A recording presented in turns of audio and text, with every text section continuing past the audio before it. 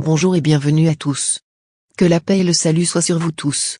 Je vous propose de faire un petit voyage dans le temps et chercher des archives sur Monsieur Donald Trump, le nouveau président des États-Unis.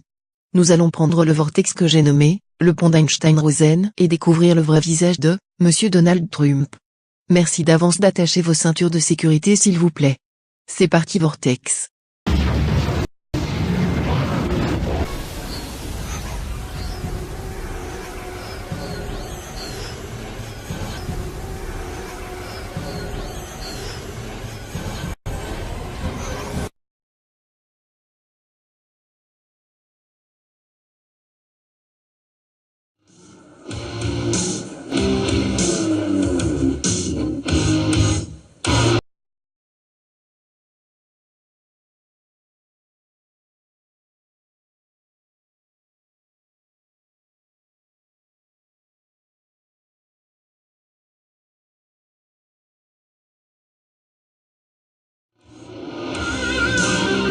« 1991. L'Amérique s'est trouvé un nouveau héros. Il incarne à lui seul le rêve américain.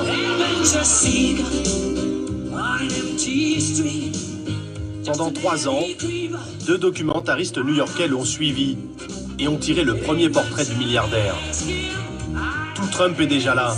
Le businessman flambeur, le promoteur de génie, le playboy colérique.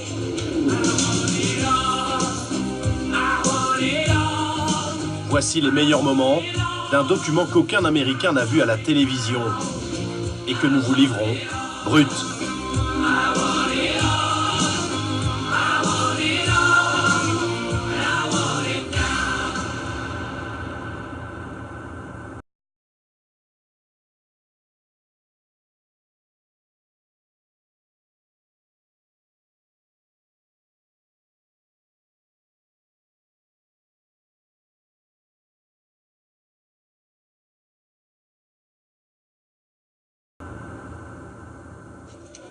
Il était l'homme d'affaires le plus connu en Amérique. Plus puissant que le patron de Ford, célèbre comme Schwarzenegger, Stallone ou même Elvis. À cette époque, les célébrités faisaient la une, et grâce à leurs agents, les riches aussi étaient des people. À cette époque, Trump pouvait dire ce qu'il voulait, à qui il voulait. Ça vous dérange si je recule un petit peu? Parce que votre haleine est très chargée. On vous l'a jamais dit? Non. Ah, ok, bon, je m'approche un peu. C'est donc comme ça que vous prenez le dessus. Tout le monde lui passait cette insolence, et tout le monde adorait ses jouets.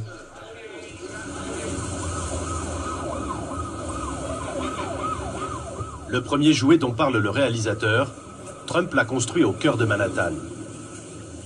13 étages de bureaux, et le reste, des appartements hors de prix, la Trump Tower. Donald m'a appelé dans mon bureau un jour vers midi moins le quart. Et il m'a dit, retrouve-moi dans 15 minutes. J'ai tout laissé en plan et je l'ai rejoint. La première chose que Donald m'a dit, c'est pas le meilleur endroit ici? On va construire la plus grande tour du monde.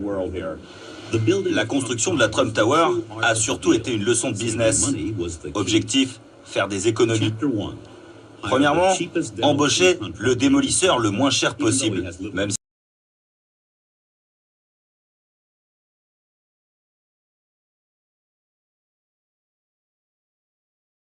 s'il n'a aucune expérience. Alors Trump a embauché William Keseke, un nettoyeur de fenêtres. Kieseke a engagé à son tour ce que l'on a appelé la brigade polonaise. Un peu plus de 200 immigrés, sans papier, payés un tiers du minimum légal. Plusieurs années après, Trump a nié en bloc avoir été au courant, même s'il s'était rendu sur place. Ils dormaient sur le chantier, n'avaient aucun équipement de protection. Toutes les normes d'hygiène et de sécurité ont été ignorées. Pas de masque, pas de gants. Ils dénudaient à main nue des câbles sous tension. Leçon numéro 2. Ne dire à personne que le bâtiment est bourré d'amiante. Pourquoi? Parce que l'amiante coûte très cher à enlever. Trump dit qu'il n'est pas responsable. La loi dit qu'il l'est. Travailler sur ce site était très dangereux. Avec les câbles,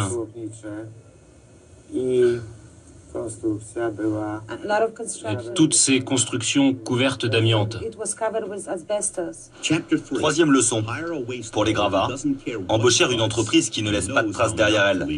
Comme sous-traitant, Trump a choisi Eddie Garofalo, connu pour ses liens avec la mafia italienne. Leçon numéro 4. Menacez l'avocat qui défend les travailleurs polonais qui n'ont pas été payés par votre sous-traitant. Là encore, ne laissez aucune trace, au cas où l'avocat ne serait pas intimidé. Donald Trump était très contrarié.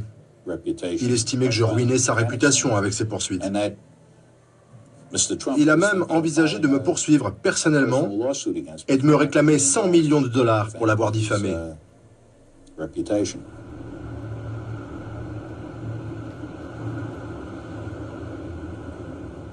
On a souhaité faire dans le grand luxe et on est super content du résultat.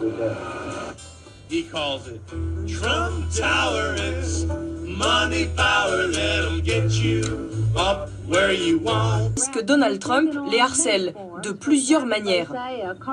Il aurait par exemple menacé d'offrir les appartements libres à des sans-abri. Je suis prêt à leur offrir de beaux appartements, chauffés, avec tous les services, même les soins médicaux si besoin. Vous n'avez qu'à les loger ici, dans cette salle. Vous savez, ici, j'ai pas la place, mais là-bas, oui. Il veut conquérir le monde. Mais avant ça, il veut faire de Manhattan la Mecque des super riches. Pas de place pour les autres.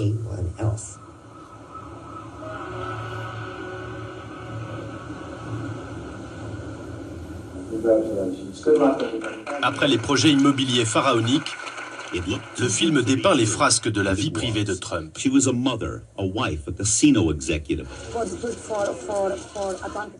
Donald et Ivana se sont rencontrés dans un bar pour célibataires. Mariés en 1977 par Norman Vincent Peale, le pape de la pensée positive. Ils ont eu 3 enfants, mais Ivana voulait plus. J'étais une jeune fille censée rester à la maison, peut-être collectionner les œuvres d'art. J'étais pas censée marcher sur leur plate-bande, pas censée diriger un hôtel non plus, ou un casino. Ça, c'est un business d'homme. Mais comme elle assistait son époux, elle a commencé d'une certaine manière à lui voler la vedette devant les médias. Il y a de la compétition dans certains mariages.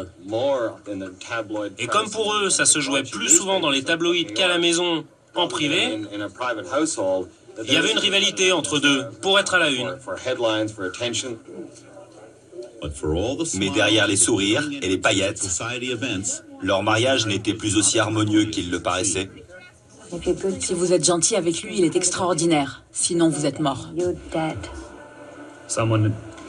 Un de ses proches collaborateurs m'a dit une fois que tous ceux qui travaillaient avec Donald passent la moitié de leur temps à s'inquiéter des colères de Trump, sauf une personne, Ivana Trump, qui elle passe 90% de son temps à se demander comment éviter ses coups de sang. Ceux qui ont côtoyé Trump de près ont pu découvrir la face cachée de cet homme. Oui, quelque part, c'est un solitaire, c'est sûr. Auprès du grand public, il a l'image d'un mondain. Mais moi, j'ai été chez lui des dizaines ou des centaines de fois, à 9h30 ou 10h du soir, en semaine. Et la seule chose qui interrompait notre conversation, c'était les télécommande. Il a l'art de bien vendre son image. Mais le Donald Trump que j'ai vu en privé était très différent de celui que je voyais à la télé, dans les talk-shows.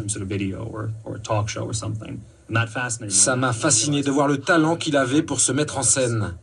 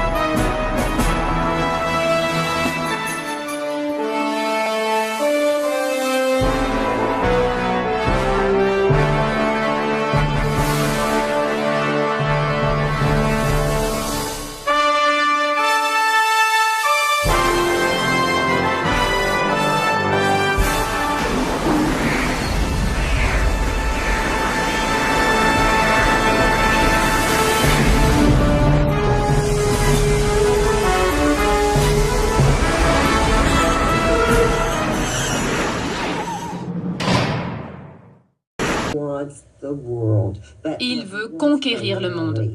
Mais avant ça, il veut faire de Manhattan la Mecque des super riches.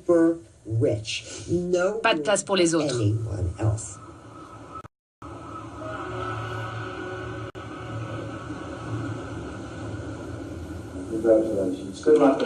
Après les projets immobiliers pharaoniques, le film dépeint les frasques de la vie privée de Trump.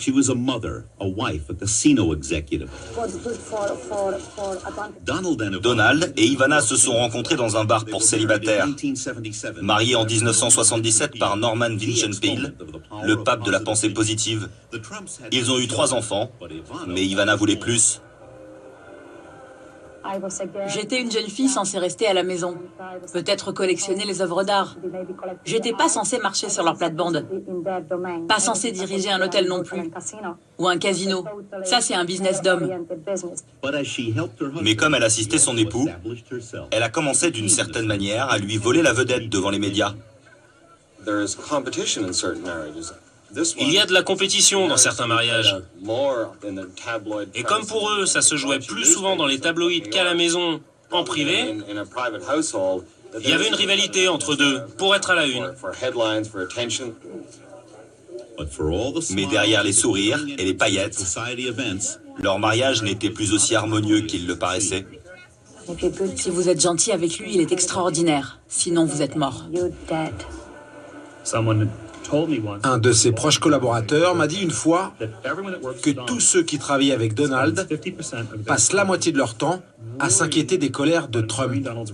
Sauf une personne, Ivana Trump, qui elle passe 90% de son temps à se demander comment éviter ses coups de sang. Ceux qui ont côtoyé Trump de près ont pu découvrir la face cachée de cet homme. À l'époque du documentaire, Trump, infidèle, colérique et calomnié par la presse, était malgré tout populaire auprès des Américains. Il est sexy, beau, puissant. Il se soucie de l'Amérique, de New York, et il essaye d'aider la ville. Certains pensent qu'il devrait être président. Trump l'envisage. Ça vous plairait de prendre le pouvoir? Je veux dire, diriger le pays comme vous avez dirigé vos entreprises? Je préférerais que quelqu'un d'autre s'en charge, mais je ne vois pas qui. Je ne crois pas qu'on ait encore ce leader dont nous avons besoin. Ce pays a besoin d'être opéré en urgence. Et vous feriez un bon chirurgien? Je ferai un boulot fantastique.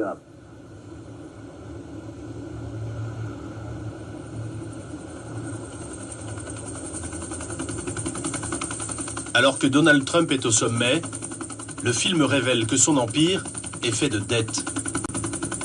Peu importe, son ambition est sans limite. T'as vu le dernier coup de Trump?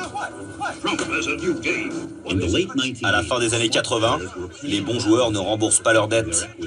Donald Trump s'en inspire pour créer son jeu. Mon nouveau jeu s'appelle Trump. Le jeu où vous allez posséder tout ce dont vous rêvez. La question n'est pas de savoir si vous allez gagner ou perdre. Vous allez gagner. Le Plaza, son ultime trophée, le joyau qui lui manquait. 407 millions de dollars, l'un des hôtels les plus chers jamais achetés. Mais cette fois, il a enfreint ses propres règles. Il a payé trop cher en hypothéquant d'autres propriétés et s'est endetté. Mais pour tout le monde, il avait encore réussi. Peu de gens ont compris qu'en fait, il risquait très gros. En 1989, la plupart des gens pensaient que Trump était l'un des hommes les plus riches du monde. Quand on a commencé à lui poser des questions sur sa fortune, son cabinet comptable nous a précisé qu'il possédait 700 millions de dollars en cash, comme s'il pouvait faire un chèque de ce montant sur le champ. Cet argent, il le possédait, mais à crédit. Trump était en train de perdre de sa superbe.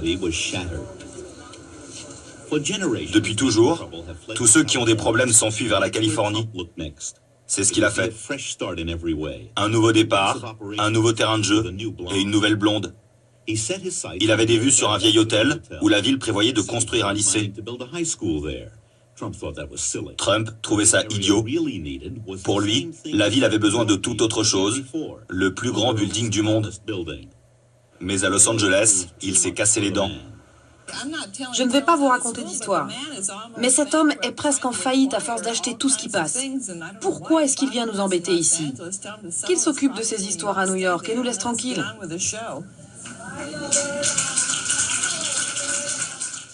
Le magazine Forbes le retire même de la liste des milliardaires et tout le monde comprend.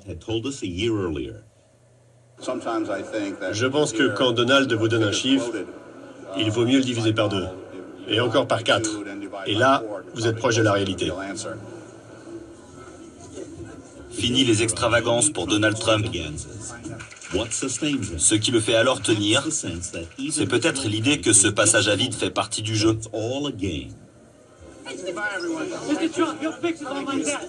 Mais le jeu qui a fait de lui un héros est terminé.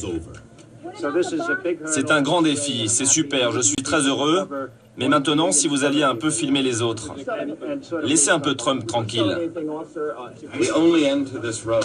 La seule fin possible à cette histoire, c'est la folie. Soit il va finir seul dans une résidence au Panama, avec les ongles longs, à pisser dans un pot de confiture, ou alors il sera le maître du monde. Il sera l'homme le plus célèbre du monde ou le plus oublié. Il n'y a pas d'entre-deux. Il ne sera jamais Monsieur Tout-le-Monde. Ce sera un extrême ou l'autre. Soit le plus grand des méchants, soit un Howard Hughes. Howard Hughes, un entrepreneur de génie qui a fini seul et reclus.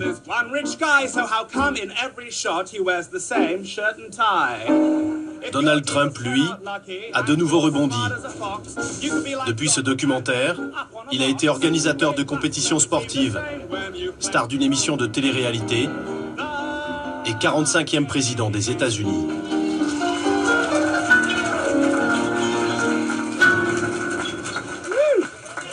Ça vous dérange si je recule un petit peu?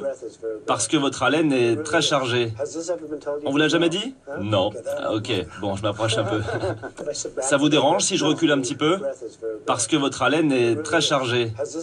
On vous l'a jamais dit? Non. Ah, ok, bon, je m'approche un peu. C'est donc comme ça que vous prenez le dessus.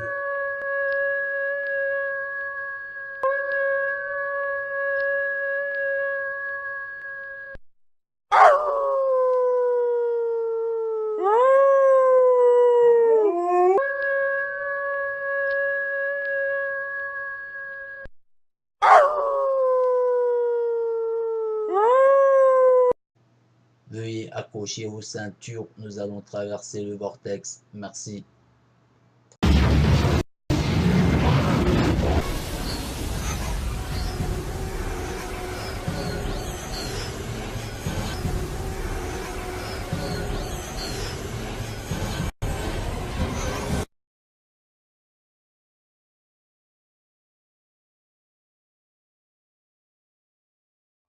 De Mayim Bialik, une comédienne connue pour son rôle dans la série The Big Bang Theory et qui s'est jointe à la cohorte de chiennes qui hurlent à la mort et appellent à la destitution de Donald Trump.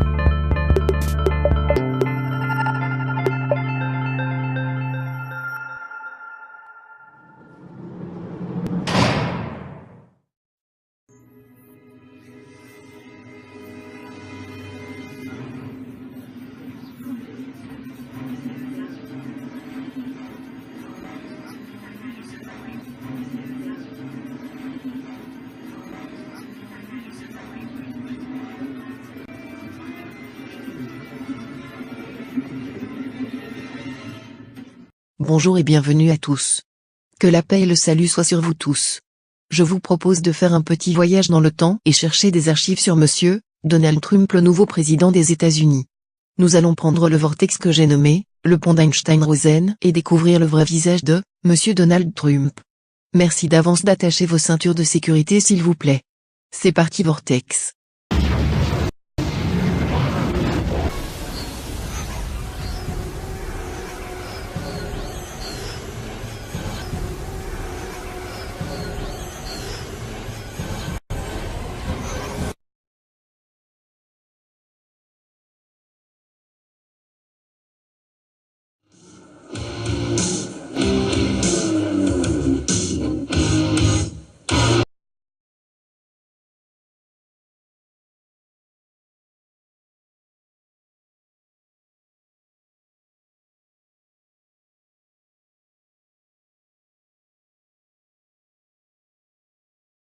De Manhattan.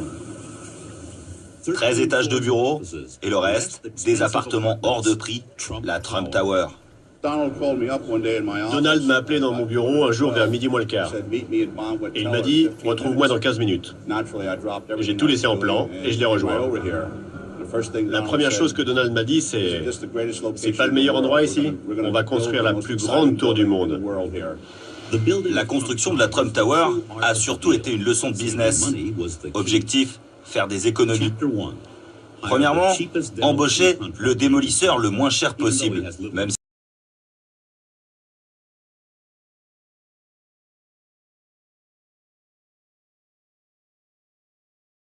s'il n'a aucune expérience. Alors Trump a embauché William Keseke, un nettoyeur de fenêtres. Keseke a engagé à son tour ce que l'on a appelé la brigade polonaise. Un peu plus de 200 immigrés, sans papier, payés 1991. L'Amérique s'est trouvé un nouveau héros. Il incarne à lui seul le rêve américain. Pendant 3 ans, 2 documentaristes new-yorkais l'ont suivi et ont tiré le premier portrait du milliardaire. Tout Trump est déjà là. Le businessman flambeur, le promoteur de génie, le playboy colérique.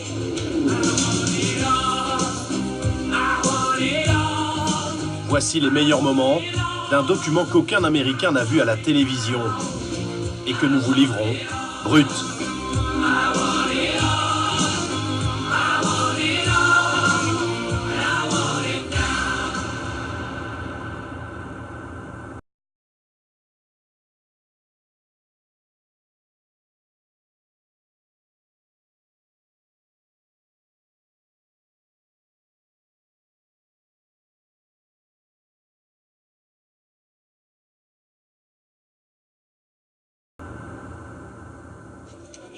Il était l'homme d'affaires le plus connu en Amérique, plus puissant que le patron de Ford, célèbre comme Schwarzenegger, Stallone ou même Elvis.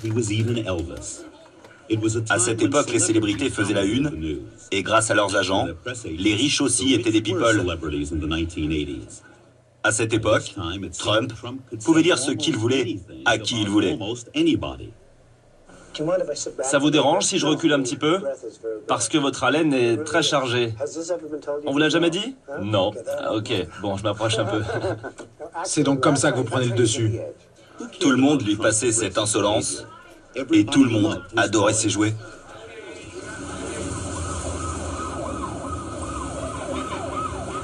Le premier jouet dont parle le réalisateur, Trump l'a construit au cœur de